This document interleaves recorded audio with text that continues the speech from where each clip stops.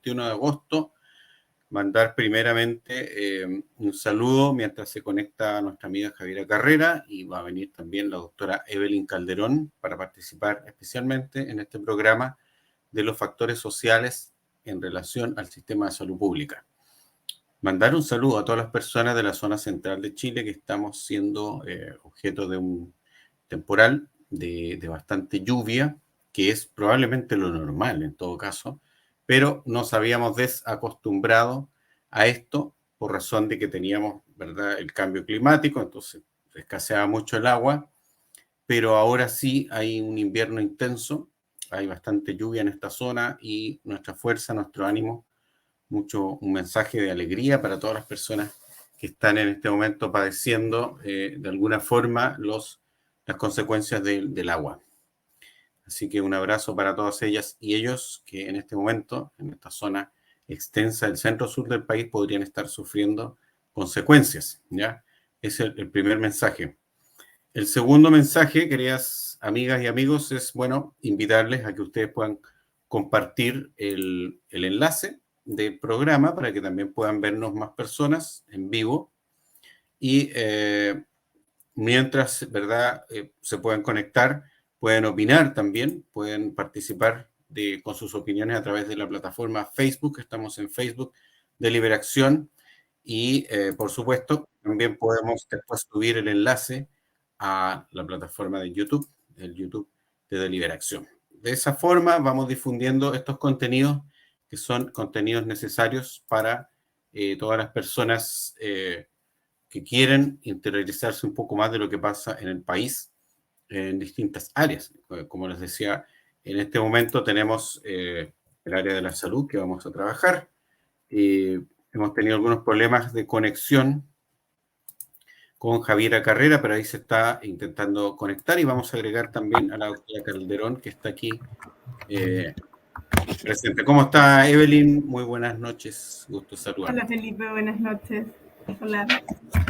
Saludamos también, por supuesto, a Javiera Carrera, que se incorporó, pero tiene algunos problemas de conexión. Y así es que vamos a tener paciencia ahí con Javiera por estas limitaciones, ¿verdad?, de la tecnología que hacen un poco más complicada la conexión. Sí, dame un segundo. ¿Se escucha? Sí, sí, dame un segundo. Se escucha. Bueno, a modo de presentación, ¿verdad?, decir que Evelyn es médico general de la Universidad de Chile, diplomada en psicoterapia cognitiva conductual de la Universidad de Chile. Tiene formación en tratamiento biomédico para los trastornos del neurodesarrollo en Arizona, en el Autismo Research Institute, que viene a ser en castellano Instituto de la Investigación para el Autismo en Estados Unidos.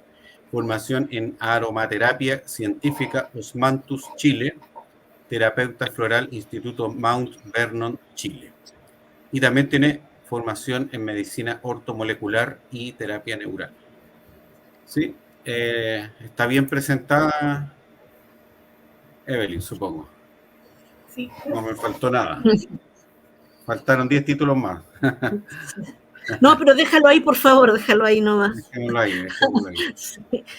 Y bueno, también presentar a Javiera, que ella está muy interesada también en los temas de la salud, mental, emocional. Especialmente ella pertenece al área de la política, trabaja en el Consejo Municipal de Talca, es concejala de Talca, y se ha querido sumar también a este panel, a esta conversación, a esta asamblea de esta hora. Así es que feliz de poder ser una especie de nexo, ¿verdad?, de facilitador para esta conversación que vamos a tener en relación a los temas de la salud y los factores sociales que inciden en ella.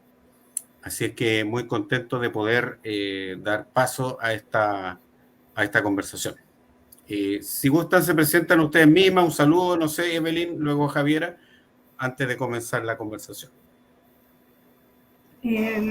Buenas noches a todos. Tú ya me presentaste, soy médico de la Universidad de Chile. Inicié mi formación como psiquiatra y luego fui buscando otras herramientas. Las encontré dentro de la medicina complementaria. Me he desarrollado dentro de un ámbito que se llama medicina integrativa, que busca un poco unir lo mejor de ambos mundos, tanto de la medicina convencional como de las medicinas complementarias, pero no solamente usándolo como una herramienta, sino también planteándonos una mirada diferente respecto al ser humano. Así que estoy encantada de que esté teniendo lugar esta conversación, esta deliberación, y así que muchas gracias por esta invitación. Muchas gracias, Evelyn. ¿Y Javiera? Bueno, sí, buenas noches a todos y a todas, las personas que nos estén escuchando en las redes sociales. Buenas noches, Felipe, gracias por la invitación. Buenas noches, Evelyn. Aquí admirando todo tu currículum. Y me parece maravilloso que puedas complementar ambas cosas, porque, bueno, yo vengo del mundo de la política, pero antes de la política vengo también del mundo de las terapias complementarias. Hay dos que realizo, una es Reiki y la otra es Theta Healing o Theta Healing. Y bueno, y también estoy ahora inmersa en el mundo de la política, pero sin olvidar un poco también, de hecho me metí a la política para también tener un espacio en el cual se pueda relevar la importancia de la salud, principalmente la salud emocional y la educación emocional. Así que estoy contenta de este espacio. Soy administradora pública de profesión y feliz de estar en este programa. Muchas gracias por la presentación a ambas. Quiero hacer un repaso de la motivación que tenemos en el programa de hoy, de la asamblea de hoy. Las personas, por supuesto, decir que las personas que se quieran integrar, tenemos tres espacios en la sala virtual para que se puedan integrar y participar con nosotros y nosotras en la conversación, como un panelista más, una panelista más. Siempre el estilo del programa a esta hora de asamblea es así, y no hay restricciones para participar, es una organización, un llamado a la participación libre, espontánea, solamente respetuosa de la opinión del otro y de las personas, ¿verdad? Por un trato respetuoso, todas las opiniones son bienvenidas. Y eso para también invitar a que las personas puedan compartir el enlace para que más personas nos puedan ver. Lo estoy así compartiendo para nosotros en el chat de la sala para que puedan reproducirlo, ¿verdad?, en sus muros de Facebook y puedan más personas integrarse o puedan seguir solamente escuchando la conversación. Tenemos agradecimientos a Ibn Legnais, que nos ha calificado con su aprobación, su me gusta, ¿verdad?, al programa de hoy, número 20, 2023. Y consideramos, ¿verdad?, entonces, para entrar en materia, que este tema de la salud mental, de la salud emocional y de lo que pasa en el entorno y que influye y afecta directamente a la vida de las personas, hay una conexión muy directa, y eso es lo que queremos también partir desmitificando un poco esa mirada más reduccionista o más simple o más individualista del sentirse bien, del tener salud, en la opinión de la doctora Calderón, ¿no? ¿Por qué es necesario, lo pregunto, por qué es necesario hablar de factores sociales en la salud de las personas? Si uno podría decir, bueno, yo me cuido, o yo voy al médico y me sano cuando estoy mal, ¿por qué tenemos que hablar de lo social? Una pregunta súper interesante, y que finalmente los mismos médicos hemos empezado a intentar contestar, ¿sí? Muchas veces dentro de la misma práctica médica o de lo que uno logra en el fondo hacer con un paciente, uno se va dando cuenta de que hay muchos factores no médicos que inciden en la calidad del cuidado que la persona puede darse a sí mismo y en los resultados que finalmente va a obtener cualquier tratamiento médico, ¿sí? Entonces, cuando hablamos en el fondo de factores no médicos, estamos hablando de todas las condiciones que como sociedad generamos para que esa persona crezca, trabaje, envejezca, se cuide y tenga no solamente acceso a salud, sino acceso a todas las otras variables que son necesarias para mantener un buen nivel de salud.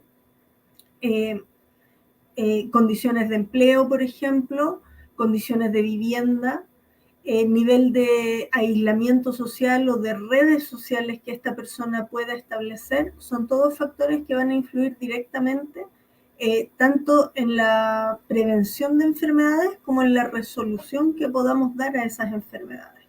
Y en los últimos 70 años hemos visto que en la medida en que logramos mayor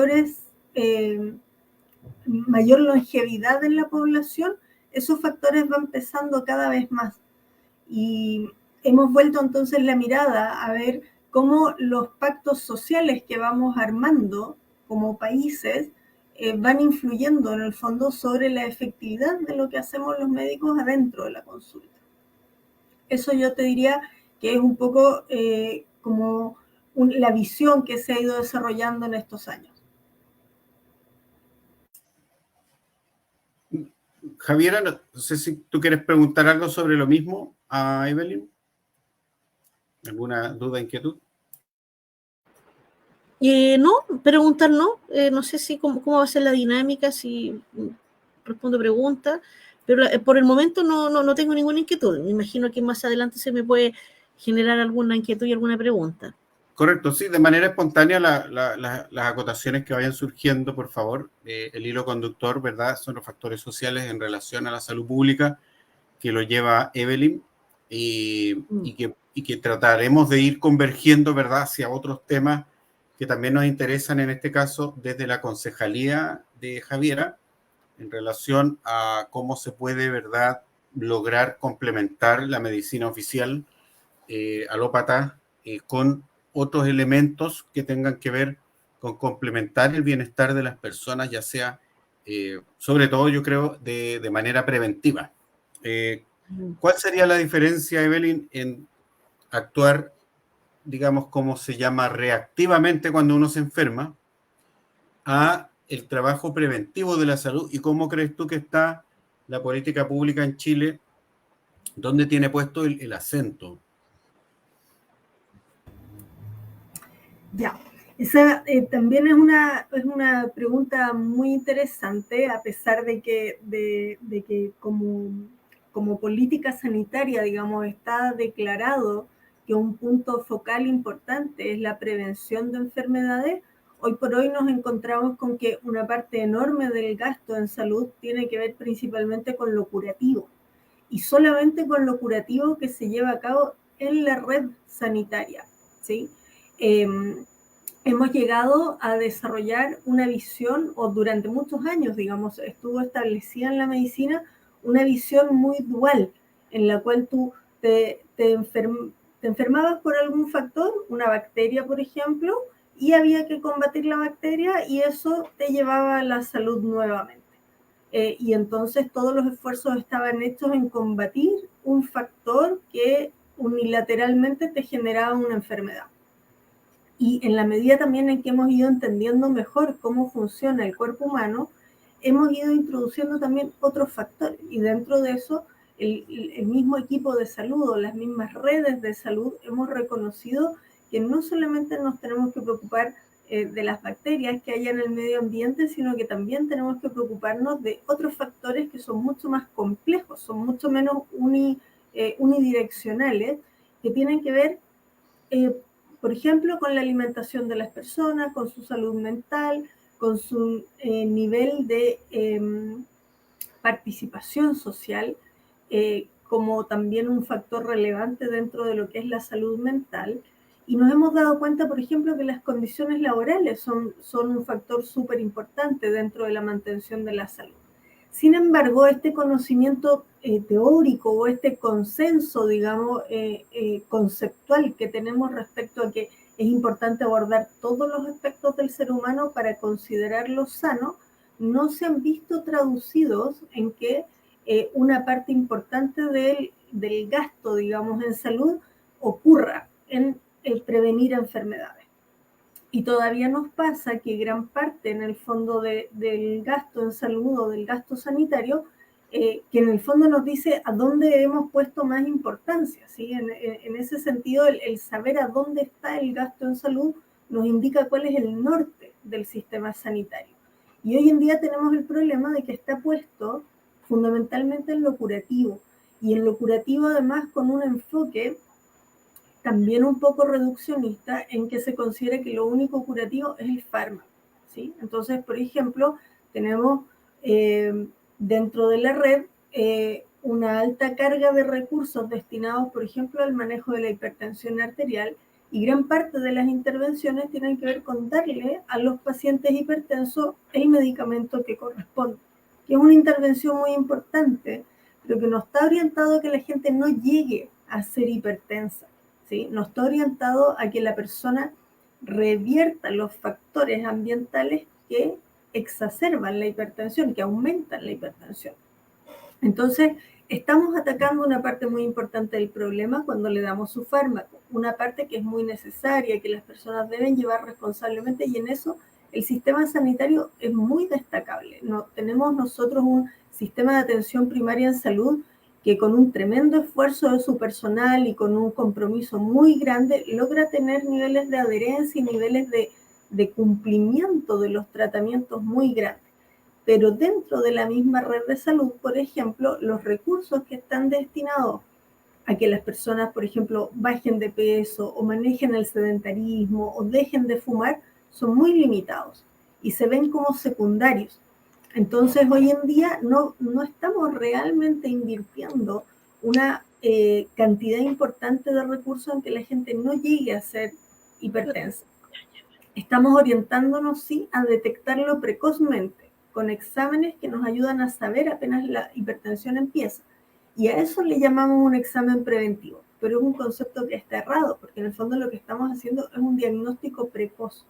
Lo realmente preventivo, por ejemplo, es favorecer que la gente salga a hacer ejercicio. Y en eso, por ejemplo, hay ciertas iniciativas estatales que se han abordado como una política pública que han marcado una diferencia muy importante. Por ejemplo, acá en Santiago, los domingos se abren ciertas avenidas y la gente sale a andar en patines, a andar en bicicleta, y hay un ratito en el cual hay mucho espacio para andar en bicicleta, hay mucho espacio para que los niños se acostumbren a salir a andar en bicicleta, a andar en patines, las familias salgan completas, etc. Y eso, tal vez hoy día en el fondo solamente es un gasto de plata, pero en el largo plazo nos va a dar la posibilidad de tener una persona que no sea sedentaria, y eso va a marcar una diferencia en las cantidades de población que llegue realmente a ser hipertensa. Entonces, ese dinero que se está invirtiendo hoy día en que las calles se abran los días domingos y los niños se acostumbren a salir a hacer actividad física, es dinero que en el día de mañana, tal vez no hoy día, no tal vez al gobierno de turno, pero en 20 años más o en 30 años más, le va a significar un ahorro al sistema sanitario. ¿Sí? Muy Entonces, importante eso, esos ejemplos que nos das, Evelyn, porque ayuda a entender mejor que estas actividades, en este caso deportivas, que se realizan en varias ciudades, varias comunas, en el fondo estamos actuando ahí de manera preventiva, ¿verdad? Ibas a decir algo más cuando yo hable, perdón que te interrumpí. sí, que otro ejemplo de política preventiva muy lindo ha sido la ley de etiquetado, que se aprobó en Chile hace unos años atrás, y que, claro, a lo mejor uno todavía podría tener comentarios y hay cosas en las cuales a lo mejor todavía se podría perfeccionar, pero ha facilitado que las familias puedan llevar el tema, digamos, a la mesa, literalmente hablando, y que podamos en el fondo empezar a facilitar que las personas se acostumbren a hacer un análisis de los componentes de sus alimentos, ¿sí? Entonces la persona ya no solo juega un rol de consumidor, ya no solamente vemos a las personas como unos consumidores de alimentos, sino que también son consumidores que reciben herramientas para hacer un análisis crítico. Y en el momento en que tú le das herramientas a la persona para hacer un análisis crítico, le das en el fondo también una herramienta para elegir mejor para su salud, para elegir mejor con qué alimentos cuidarse y con cuáles no se va a estar cuidando. Y eso también es una apuesta por una política pública que está marcando una senda en el fondo para que las personas puedan ir tomando un rol diferente respecto a su propio estado de salud.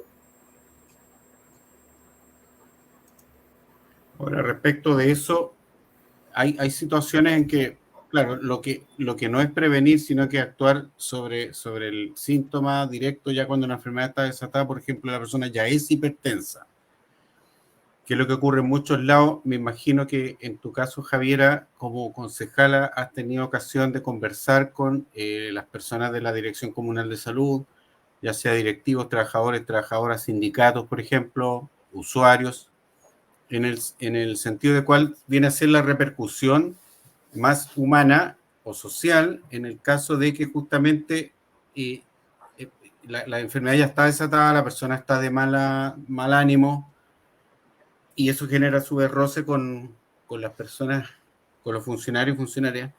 ¿Qué nos puedes aportar tú en ese sentido, en tu experiencia? Sí, bueno, un poco más que complementar, un poquito decir que lo que cuenta Evelyn es re curioso porque en realidad ella nombra algunos ejes de todo lo que es el tema de la prevención. Y si bien yo en un comienzo omití decir que también vengo del mundo cultural, entonces también soy gestora cultural, y también el eje cultural o el eje de las herramientas artísticas, por ejemplo, también es un componente súper importante, al igual que, por ejemplo, el deporte. Y también un poco retroceder a lo que decía Evelyn en relación a las políticas públicas y en relación porque claro, tenemos una salud pública que sabemos que tiene limitante en cuanto a sus recursos, sabiendo que la mayor cantidad de gente que utiliza la salud pública es gente que generalmente no tiene recursos para utilizar otro tipo de herramientas. Entonces, generalmente se le deriva cuando ya está mal y cuando dice Evelyn que ya tienen que actuar, ya tienen que el fármaco, ya tienen que actuar con el tratamiento. Entonces, tampoco todavía tenemos una política pública que apunte a esa prevención que va más allá de la prevención que hacemos con los etiquetados, que yo creo que ha sido una buena medida, que nos hemos ido acostumbrando. Por ejemplo, la JUNAEP no te permite, la tarjeta de la JUNAEP no te permite comprar a los estudiantes alimentos que tengan 3 etiquetas, por ejemplo. Entonces también es un impulso, también una alternativa para que las personas prevengan ciertas enfermedades. Pero si nos... ¿cuál es mi preocupación? Que el gran universo de la gente, un gran porcentaje de la gente no tiene acceso a muchas de las cosas y a muchas de las herramientas que le lleven a prevenir ciertas enfermedades, principalmente lo que hablamos de enfermedades mentales, enfermedades emocionales, y menos tenemos educación emocional. Entonces, son varios ejes que hay que atacar y que me da la impresión de que tampoco ningún gobierno se ha sentado a verlo de una manera más profunda. A pesar que yo creo que saben que hay una preocupación, saben que hay un tremendo problema de la salud mental en Chile, que no sé si a lo mejor Evelyn me puede dar más claridad respecto a las estadísticas. Por lo menos hace 2 años, cuando empezó la pandemia, Chile era el segundo país después de Corea del Sur que tenía casos de suicidio por temas de salud mental. Ahí ella me lo podrá ratificar o no más ratito.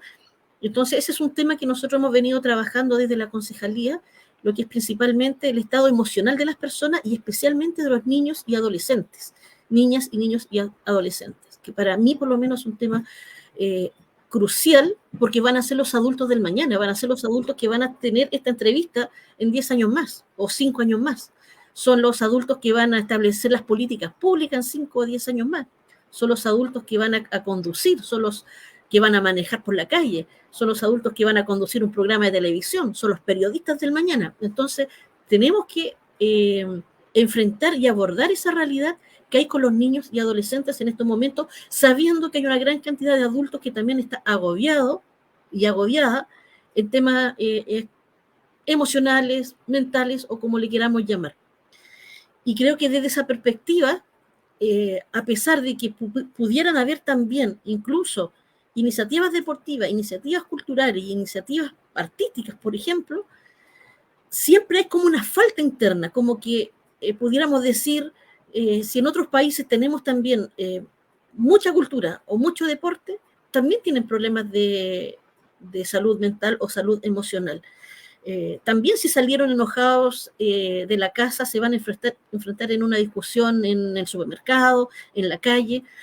Creo que hoy día en Chile ese tema está muy álgido y hoy día lamentablemente, y lo hemos conversado con Felipe más de alguna vez, que lamentablemente las personas en este país no podemos discutir, no podemos conversar.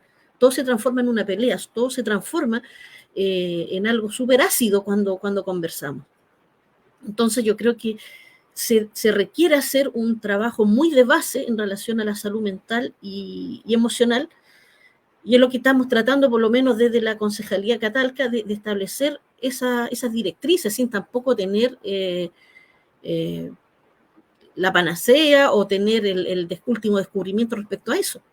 Cosa que también ahora la medicina, cuando Evelyn dice que se han hecho nuevos estudios, a veces pareciera que uno está redescubriendo cosas, por ejemplo, de pueblos originarios que trataban el tema también de la salud emocional. Entonces, como que estamos ahora escuchando más un poquito a los ancestros, estamos escuchando un poquito más la naturaleza y no estamos descubriendo América. Entonces, me da, por una parte, escuchar a Evelyn, me da una gran esperanza de saber que ojalá haya muchos profesionales tratando de abarcar todas esas necesidades que tenemos, más allá de lo reactivo, más allá de dar el fármaco, que siempre va a haber un porcentaje que va a validar eso y que le va a servir.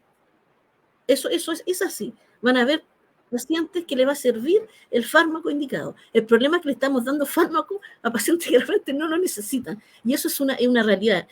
No sé si Evelyn esto me lo puede refutar o confirmar. Y eso, gracias. Mira, yo sí, efectivamente, somos cada vez más los médicos que nos damos cuenta que a pesar de que disponemos de herramientas poderosísimas, o sea, las nuevas terapias inmunológicas, la cirugía, los cuidados intensivos, son herramientas muy potentes que van mucho más allá de lo que los médicos teníamos disponibles hace 20 años, hace 50 años, incluso yo diría hace 10 años. También nos hemos dado cuenta de que simplemente con fármacos no vamos a resolver todo, ¿sí? Las necesidades de salud, así como las necesidades en general, creo yo, tienden a ser infinitas, a menos que uno adopte en el fondo, bueno, está surgiendo también ese nuevo concepto, digamos, en la economía, de las economías del decrecimiento, de que realmente tenemos que evaluar esto de que las necesidades son infinitas, que es un poco un paradigma que hemos adoptado súper sueltos de cuerpo, digamos, pero que nos está costando muy capitalista neoliberal ese concepto. Claro, sí. Nos está costando súper caro en un montón de ámbitos, pero asumiendo que todavía pensamos que las necesidades en salud son infinitas, porque siempre va a haber algo en lo que podemos estar mejor, y la vida está llena de cototos, como decía mi abuelita. Entonces, efectivamente, siempre a uno le van a estar pasando cosas que van a atentar contra tu bienestar, ¿sí? Siempre vas a estar desafiado por el medio ambiente y vas a estar enfrentado a cosas que te van a estar sacando de tu zona de confort, y frente a eso el cuerpo tiene que hacer una adaptación. Tú como ser humano, a nivel mental, a nivel social, tienes que hacer una adaptación, y cuando esa adaptación no es posible, entonces ahí surge la enfermedad, ¿sí? Ahora, a pesar de que el medio ambiente siempre nos está desafiando, en la medida en que como seres humanos tenemos las posibilidades biológicas de enfrentarnos a ese estrés y compensarlo, nos vamos a mantener sanos. De la misma forma, si socialmente tenemos los elementos para solventar ese estrés, también tenemos más probabilidades de permanecer sanos.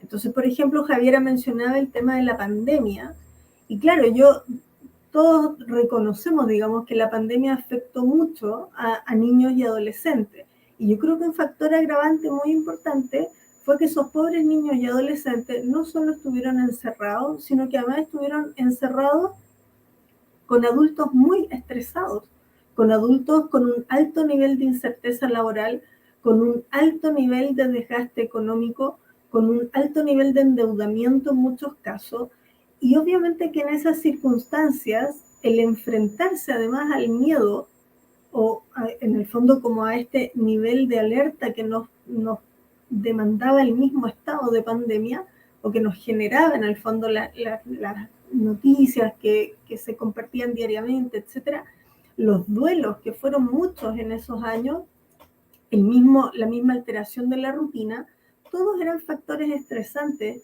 que no solo los niños tuvieron que enfrentar, sino que los adultos también tuvieron que enfrentar. Sumado al tema económico, hubo un quiebre de los lazos sociales y esos también fueron factores estresantes que se mostraron en el fondo con toda su crudeza en esos años. Y yo siento que hasta ahora, tal como decía Javiera, que ahora uno ve que hay mucho más conflicto, que hay mucho más dificultad para relacionarse, no hemos podido solventar eso. La red de atención mental en Chile estaba sobrecargada de antes de la pandemia, pero en estos años posteriores ha alcanzado un nivel de sobreexigencia que es enorme. Pero eso también en el fondo nos tiene que llevar necesariamente, no solamente a los psiquiatras, sino que a todos los que participamos en el equipo de salud, nos tiene que hacer llevar la mirada a que no solamente la gente se enfrentó al COVID, sino que también se enfrentó a la cesantía, también se enfrentó al aislamiento, también se enfrentó a la incerteza en el fondo en muchos temas que no eran médicos solamente, que iban más allá de lo médico. Y la respuesta social que dimos a eso como grupo, por eso hablé en un principio en el fondo del pacto social, digamos, de como sociedad, ¿qué dijimos que iba a ser lo importante? ¿Qué cosas protegimos? Que ahí se dio un proceso muy bonito, por ejemplo, como fue la protección del postnatal y la protección de la lactancia materna. Y hubo todo un consenso social que dijo, no, los niños deben estar protegidos, deben estar con su mamá, y se tomaron medidas para que estas madres se pudieran quedar en sus casas. Podemos tener una discusión y sería lindo tal vez tener la discusión de si ese postnatal fue suficiente, de si realmente abarcó a todas las mamás que era necesario, cómo podemos mejorar en el fondo esa política que se formó en ese minuto o cómo sostenerla. En el fondo, cómo sostenemos en el tiempo esta valoración de la maternidad, esta valoración de la lactancia, esta valoración de lo importante que es en los 2 primeros años. Pero se formó un movimiento en eso y como sociedad empujamos en esa dirección, ¿sí? Otro factor que a lo mejor no fue médico, pero que influyó mucho, el tema del pago de las pensiones de alimentos, que es un factor de estrés para muchos hogares uniparentales en Chile. Un 85% de los hogares uniparentales en Chile tenía pensiones con deuda. Entonces, surgió un movimiento para, como sociedad, hacernos cargo de eso y buscar mecanismos de solución. Y eso también contribuye, tal vez no en el momento, tal vez no en el fondo de forma óptima, pero sí da una señal para que el estrés sobre esas familias disminuya de alguna forma. Y eso es un factor predictor de enfermedad muy importante, ¿sí? El estrés económico, en el fondo, está definido que influye en el fondo en el estado de salud de una madre jefa de familia. Sabemos que esas son mujeres especialmente sensibles, por ejemplo, a la depresión, y son por lo tanto también hijos que van a enfrentar una desventaja, ¿sí? Una desventaja que parte desde el embarazo, que parte desde la cuna, y que después muchas veces el sistema perpetúa a pesar de los esfuerzos del equipo de salud, porque por supuesto que al equipo de salud le queda grande tratar de resolver solo con una pastilla una situación de vida desafiante. Mucho mayor, claro. Exacto. Ahora, en algún minuto, por ejemplo, si hablamos de lactancia materna, cuando uno habla de proteger la lactancia materna, no solamente está protegiendo en el fondo que el niño se sienta cuidado, desarrolle un apego seguro, lo cual sin duda influye en los niveles de violencia que vamos a tener en 15 años más, en 20 años más.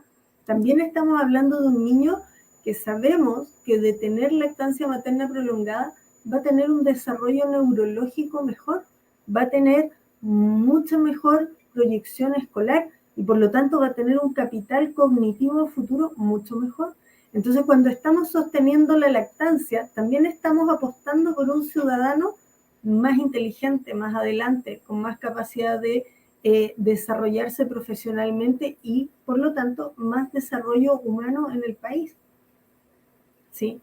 Entonces, hay una repercusión en el largo plazo de esta política, de esta decisión social que se toma hoy día, que es muy linda y que no la vamos a ver a lo mejor ni tú ni yo, la vamos a ver en 20 años más pero como sociedad apostamos por eso y es muy relevante. Claro, hablando de eso, y lo que mencionaban al principio ustedes, respecto a las necesidades ilimitadas, ¿verdad? Que es el concepto y los recursos finitos y las necesidades ilimitadas, que es el eslogan de la economía neoliberal. Pero hay otras definiciones también, como por ejemplo la economía a desarrollo a escala humana, de Manfred Magneff, por ejemplo, y él habla de que son 9 las necesidades básicas del ser humano y que se pueden satisfacer. Entonces, con el ejemplo de la lactancia materna que tú nos das, Evelyn, justamente la lactancia es un satisfactor de 2 necesidades en una. Una que es la necesidad afectiva de la madre con el hijo y la otra es la necesidad de la alimentación. Entonces, es bonito ver cómo si uno cambia un poquito el enfoque y amplía la mirada, como lo has hecho tú en esta reseña, incluso desde la política, como lo mencionaba Javiera Carrera, se puede incluir muchas más acciones que van finalmente a tomar al ser humano como una integralidad y no como una particularidad solamente, sino que un contexto además social que influye determinantemente con estos ejemplos que tú nos has dado. Quiero hacer una pausa para, bueno, primero dar la explicación por interno. Javiera Carrera nos avisa de que, bueno, ya lo decíamos al principio, ¿verdad? Nuestra energía, nuestra fuerza para todas las personas de la zona central, centro-sur de acá, de Chile, por razón de la lluvia intensa, más de lo acostumbrado, y que le puede traer muchas complicaciones a mucha gente. Entre esas complicaciones está, por ejemplo, la caída de las señales de internet, aislamiento, etcétera. Y justamente ahora Javiera Carrera, que está con nosotros, se tuvo que retirar, no se puede volver a conectar porque la señal está muy, muy baja. Así que mandaba a Evelyn sus disculpas y también lo transmitimos a todos ustedes, amigas y amigos. Y también como intermedio, quiero promocionar el Diario Constitucional que nos acompaña como para hacer la mención, la presencia de este medio informativo, diarioconstitucional.cl, lo estamos pasando abajo como banner.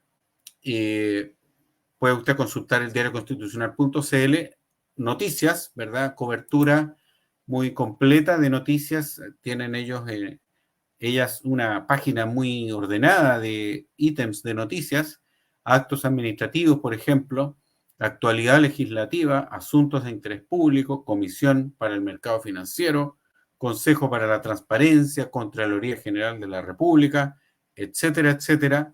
Tienen un temario de noticias clasificadas muy completo. Se lo recomiendo que pueda consultarlo online, diarioconstitucional.cl. A su vez, leer la opinión de Rafael Rodríguez, solamente la introducción, para que ustedes se hagan una idea. Este es un tema que abordamos el lunes pasado en el Deliberacionando número 19 con Romina Brúculo, las elecciones primarias de Argentina. El domingo 13 de agosto del 2023 se llevaron a cabo las elecciones primarias abiertas, simultáneas y obligatorias PASO en Argentina. Estas PASO tienen como objetivo seleccionar a los candidatos que representarán a las coaliciones en las elecciones generales programadas para el 22 de octubre. En dichas elecciones, Argentina elegirá presidente y algunos puestos en el Congreso, tanto en el Senado como en la Cámara de Diputados. Además, los electores de la capital elegirán al titular de gobierno de la Ciudad Autónoma de Buenos Aires y 4 de las 23 provincias elegirán nuevo gobernador: Buenos Aires, Catamarca, Entre Ríos y Santa Cruz. Esta es la introducción de la columna Artículo de Opinión de Rafael Rodríguez la puede encontrar usted en diarioconstitucional.cl. Y también aprovechar en este intermedio, dar a conocer 2 libritos que nosotros vamos a obsequiar al final del programa, ¿ya? Esto es por gentileza de la iniciativa Puma Pulifru, distribución de libros de contenido mapuche, que en este caso son 2 libros no de contenido mapuche, pero que los vamos a obsequiar al sorteo al final del programa para que puedan participar, incluyendo por supuesto a Evelyn, en el sorteo. Pero si usted, amigo, está viendo el programa, comparta el enlace con sus amigas y amigos. El libro que vamos a sortear al final se llama La Noche de los Corvos. Voy a No sé si se ve bien, Evelyn, ¿qué piensas tú? Ahí, La noche de los corvos, de Nelson Caucoto y Héctor Salazar. Este libro lo vamos a sortear al final, gentileza de Puma Pulifru, al final del programa. Y también tenemos este otro libro que es muy atingente a la temática que estamos viendo con la doctora Evelyn Calderón. Salud, Persona y Sociedad, de Carlos Montoya Aguilar. Este libro también, queridas amigas y amigos, se va a sortear de regalo por la participación en nuestro Deliberaccionando de hoy. Ambos libros pertenecen a la editorial Seibo Editores, que también, por supuesto, agradecer a Seibo Editores por el obsequio y la posibilidad de regalar libros, regalar información, cultura, conocimiento a nuestras queridas amigas y amigos. Volviendo entonces, en esta hora de programa, esta hora de asamblea, estamos analizando los factores sociales que inciden en el sistema de salud pública, un contenido muy interesante al cual estamos dando cobertura desde la mirada un poco combinada, yo diría, entre la medicina oficial y, no sé cómo decirlo, Evelyn, una mirada más integral de la medicina oficial. Tu postura, ¿cómo podrías definir tu postura en relación a, porque estos son temas en discusión, finalmente no cualquier médico tiene una mirada y un interés como el tuyo? Sí, a nosotros nos gusta, yo siempre hablo de nosotros porque somos muchos los que en Chile trabajamos de esta forma. A nosotros nos gusta hablar de medicina integrativa. Perdón, no se escuchó bien. Perdón, medicina integrativa. Integrativa. Okay. Sí, porque no solamente ocupamos los recursos tradicionales de la medicina convencional cuando nos parece necesario, sino que buscamos generar una visión de la persona que abarque en el fondo toda su multidimensionalidad, ¿sí? No solamente queremos en el fondo responder al síntoma con las herramientas de las medicinas complementarias, sino que buscamos entender cómo surge este síntoma en este ser complejo que es el ser humano y que tiene una realidad que le es muy particular y que es fundamental para poder entender cómo se da esta enfermedad en esta persona. Y es lo que te va a dar la clave para poder en el fondo encontrar una solución que vaya más allá de mantenerlo farmacológicamente estable, sino que vaya a que realmente la persona se haga en el fondo un participante activo en buscar un equilibrio de su salud en todos los ámbitos. Entonces hablamos de medicina integrativa porque no solamente ocupamos técnicas o elementos de las medicinas complementarias, sino que además buscamos generar una visión integral de la persona y de sus problemas de salud.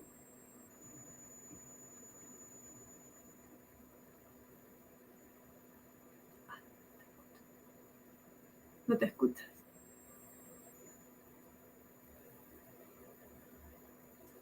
Perdón, me había silenciado. Quería destacar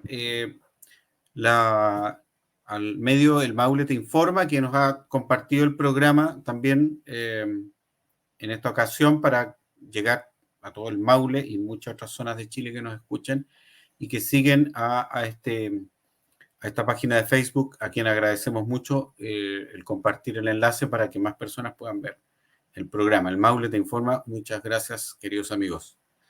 Y volver al tema, la medicina integrativa como un grupo, ¿verdad?, de médicos profesionales que se han abierto a esta mirada que incluye, por supuesto, los factores sociales que inciden en la salud de las personas y también la importancia de cómo las personas se sienten, cómo se siente cada uno consigo mismo. Tú dabas el ejemplo de que si una persona se estresa y maneja ese estrés, no cae en una enfermedad o no se produce la enfermedad como consecuencia, y al revés, si la persona siente el estrés o la preocupación o la depresión y no logra lidiar con eso, puede generar una enfermedad que haya que tratar, ¿verdad?, con un fármaco, ¿es correcto? Sí, tal cual.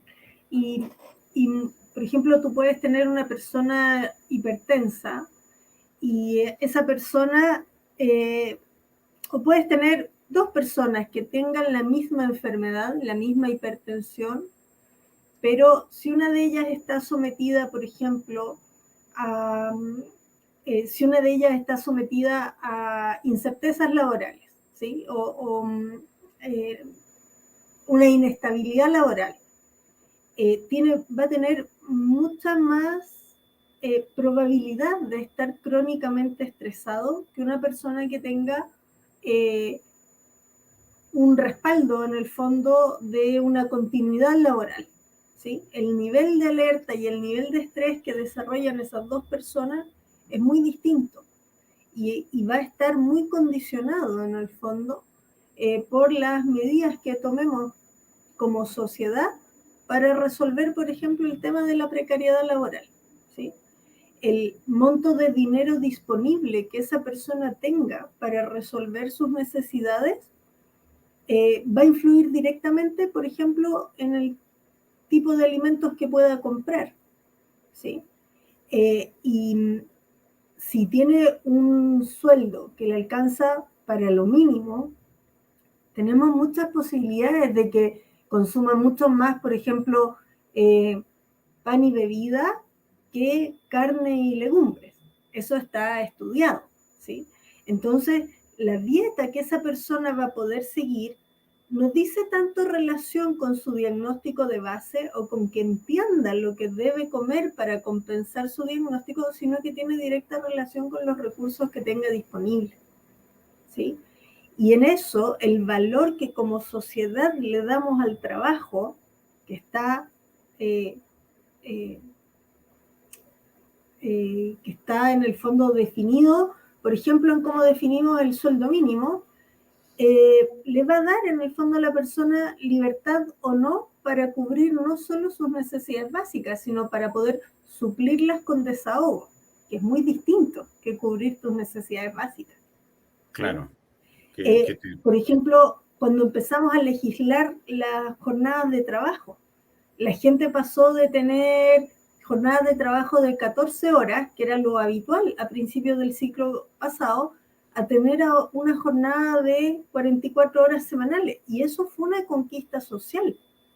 Y por supuesto que tiene mucho que ver en el fondo con el nivel de cansancio, con el nivel de agotamiento, pero también con las redes sociales que tenga esa persona, con la posibilidad de tener actividades de esparcimiento y con la cohesión del núcleo familiar que logre desarrollar esa persona, por ejemplo, o de las redes sociales que pueda tener, de la red social, no me refiero a Facebook o a Instagram, me refiero no, claro, los vínculos.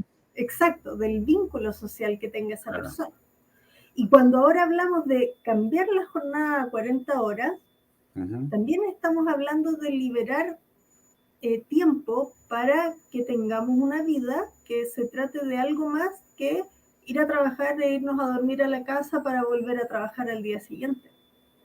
Entonces, cuando una persona, por ejemplo, puede cubrir sus necesidades con 40 horas de trabajo y tiene tiempo extra disponible, tú le puedes decir a esa persona, vaya al gimnasio, salga a andar en bicicleta, camine, júntese con sus amigos, tenga un hobby. O reflexiones sobre la vida. Claro, que son todos factores en el fondo que están descritos en las guías clínicas como el manejo no farmacológico de cualquier enfermedad. De cualquiera. Esto aplica a cualquier prevención de cualquier enfermedad, entonces. Cualquier enfermedad, ¿sí? Ya. O acuéstese temprano, por ejemplo. Cuando a lo mejor en el resto del país no ocurre con tanta agudeza, pero tú te puedes demorar de 40 minutos a 2 horas en llegar de tu trabajo a tu casa. Y eso es horas de vida que no vas a tener para leer un libro, que no vas a tener para armar un rompecabezas, para hacer ejercicios de relajación, para conversar con tu familia. Y eso tiene un costo, ¿sí? Un costo que termina siendo un costo sanitario y que terminamos pagando de todas formas, todos, a través de los costos del sistema sanitario. Tarde o temprano llega ahí. Claro, siempre va a terminar ahí, porque en el fondo la persona va a terminar enfermándose, porque los seres humanos no estamos hechos para vivir así, no estamos hechos para vivir en un entorno estresante continuamente, ¿sí? Entonces, de alguna forma, y rescatando un poco lo que decía Javier al principio, que me pareció súper interesante, que es que paulatinamente en Chile nos hemos ido haciendo cargo de que tenemos una herencia que es indígena, que puede ser más o menos representada en distintas regiones, pero hay una parte de nuestra sociedad que sí tiene una visión diferente de lo que es la vida y que tiene una visión diferente de cómo se cuida esta vida, ¿sí?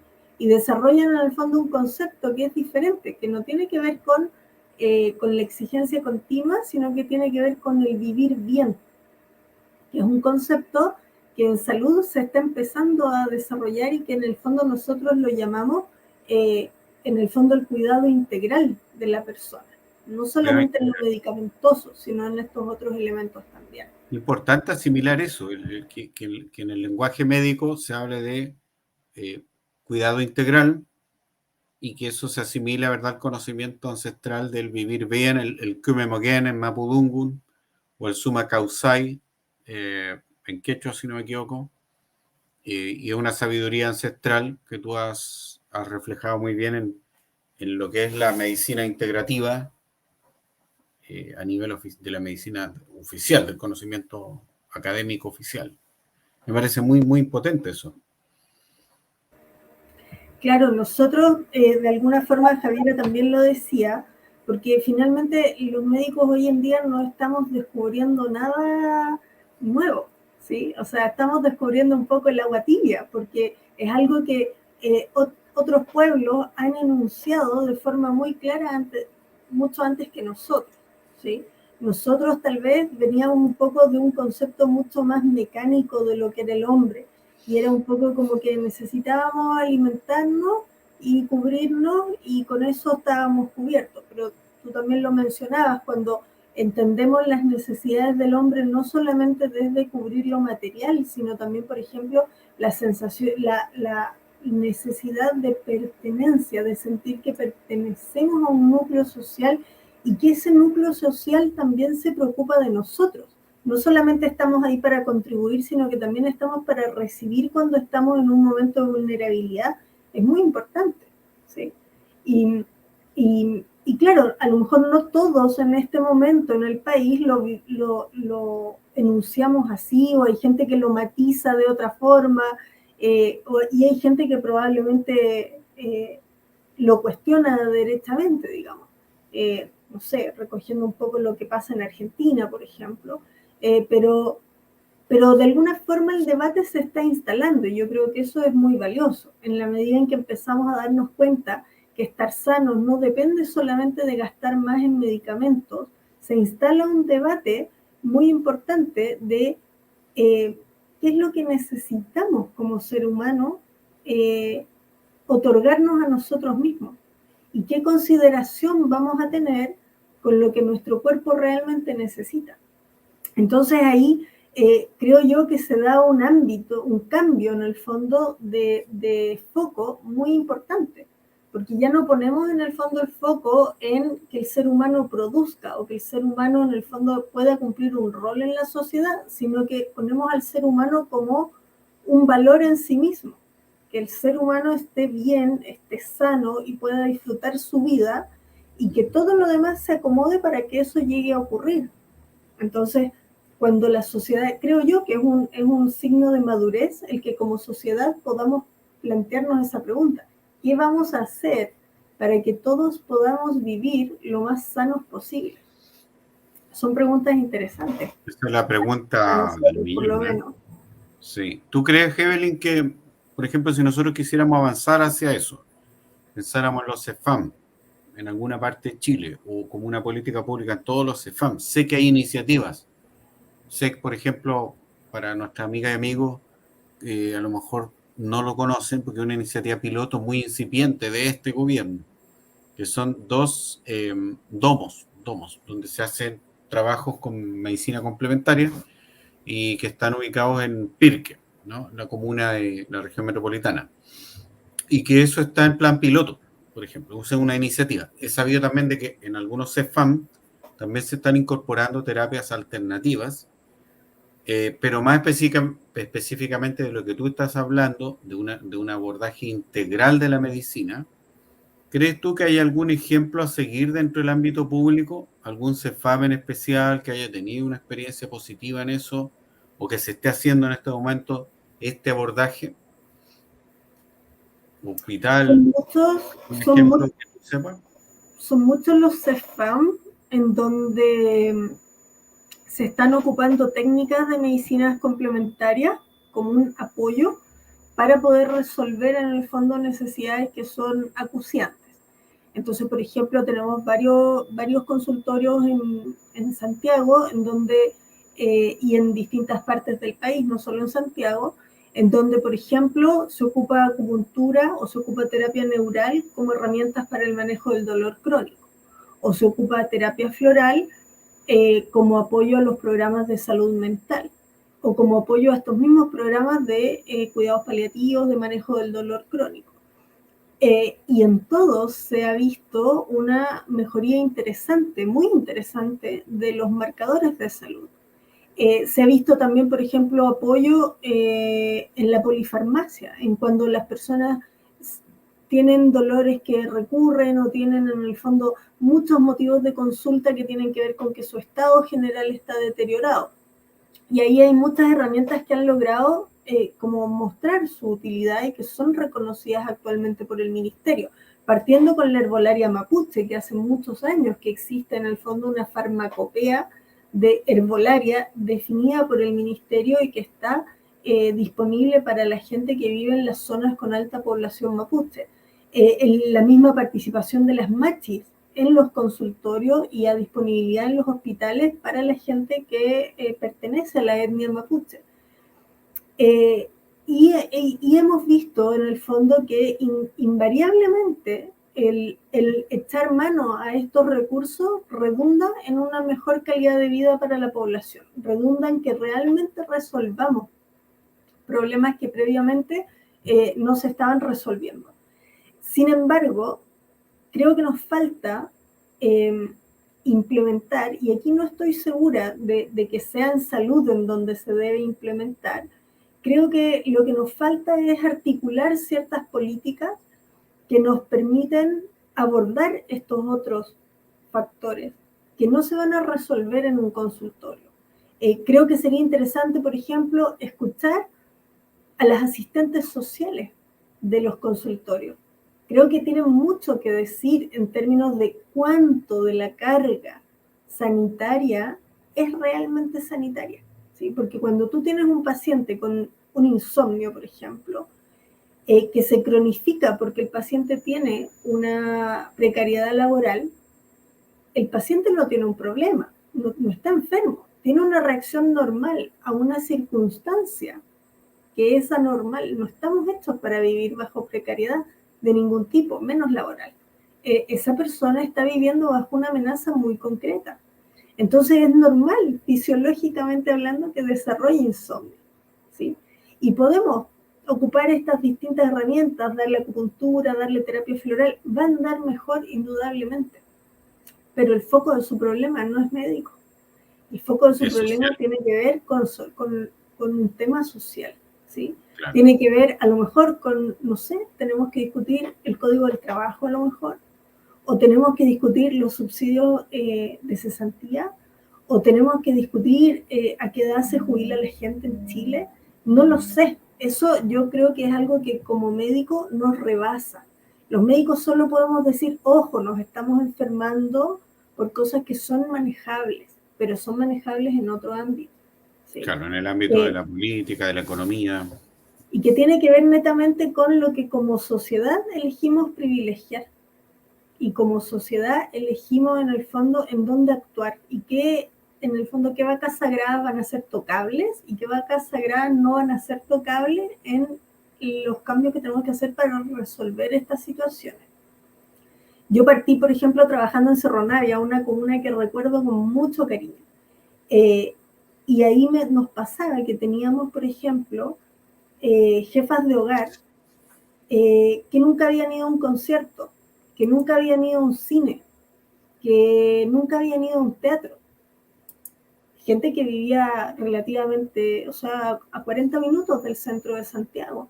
No estaban en situación de aislamiento, pero sí tenían, por ejemplo, un aislamiento cultural. Y por supuesto que en esas circunstancias es mucho más fácil deprimirte, es mucho más fácil estar irritable, ¿sí? Y entonces, ¿ella tiene un problema médico? No lo sé, es discutible, porque es natural estar irritable si estás sobrecargada de trabajo, si cuidas a tus hijos y cuidas a tus padres, y estás todo el tiempo trabajando, y corres todo el tiempo, y duermes 4 horas diarias, 6 horas diarias. Por supuesto que estás irritable. Entonces, por ejemplo, cuando aparece una comuna como La Pintana, que tiene su ballet, que tiene su orquesta juvenil, que tiene un polideportivo donde las personas pueden ir a hacer natación, donde tienen en el fondo un programa cultural que permite que la gente pueda sacar la cabeza, digamos, de la realidad y conectarse con el arte, esa persona va a tener un panorama de salud mental absolutamente distinto, aunque siga teniendo los mismos problemas médicos, digamos, ¿sí? Entonces, ahí es donde yo creo que nos falta no solamente incorporar las técnicas de las medicinas complementarias, sino nos hace falta también importar visiones o ampliar nuestras visiones respecto a lo que es salud y enfermedad. Y que esa discusión también llegue a los tomadores de decisiones, a las asambleas, sindicatos y todos los ciudadanos y ciudadanas que podemos cambiar el destino en donde haga falta mejorar. Yo creo que tiene que ver con que nos damos cuenta que todos debemos ser sujetos activos en esas tomas de decisiones, porque todas nos van a llegar, nos vamos a ser la piedra de tope de todas esas grandes decisiones sociales. Entonces, en la medida en que nos veamos como alguien que tiene derecho a opinar y que tiene la obligación de opinar, porque le va a influir, o sea, cuando hablamos de código del trabajo, no estamos hablando de una cosa abstracta, estamos hablando de cómo voy a trabajar, cómo van a trabajar mis hijos.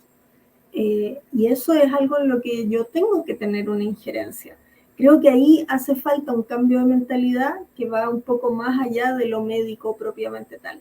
Pero al mismo tiempo, verse como un sujeto activo dentro de tu bienestar es algo que es muy necesario en salud. Es lo único que te va a llevar a un autocuidado eficiente. Magnífico. Evelyn, estamos en el tiempo del programa, a esta hora hay asamblea.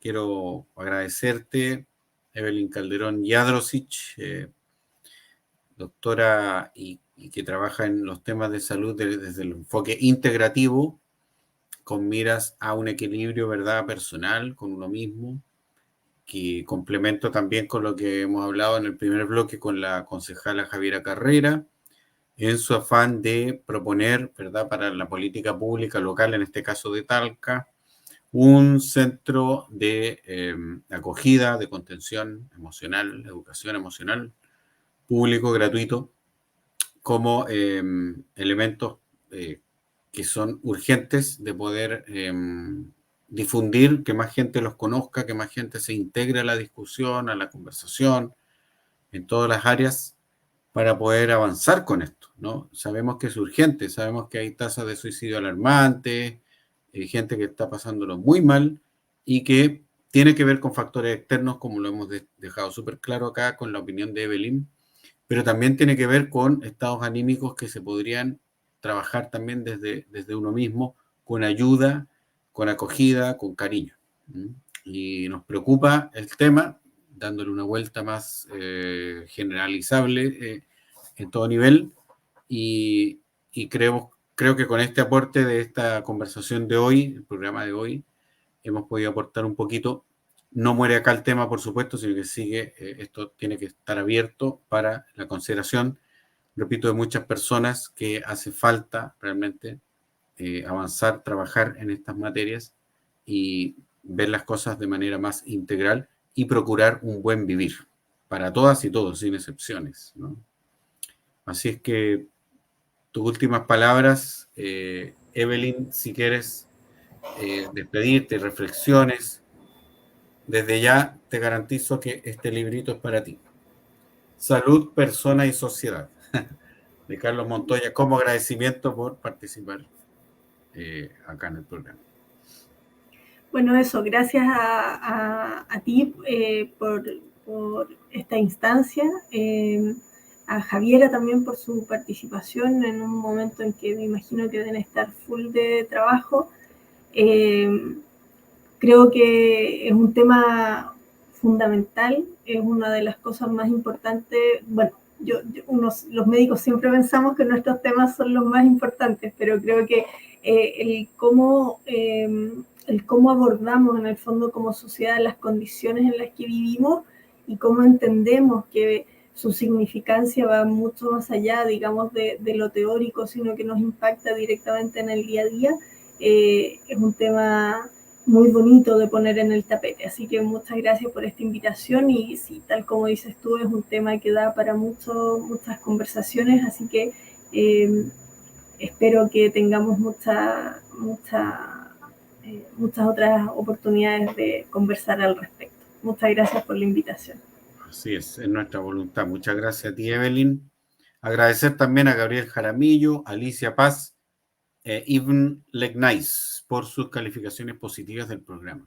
El video va a quedar alojado ahí para los auditores y auditoras del futuro. También tendremos una versión en YouTube, nuestro canal como Deliberación. Les invito desde ya a revisar nuestras programaciones. Muchas gracias. Será hasta el próximo lunes a la misma hora, 21 horas. A esta hora hay asamblea. Que estén muy bien.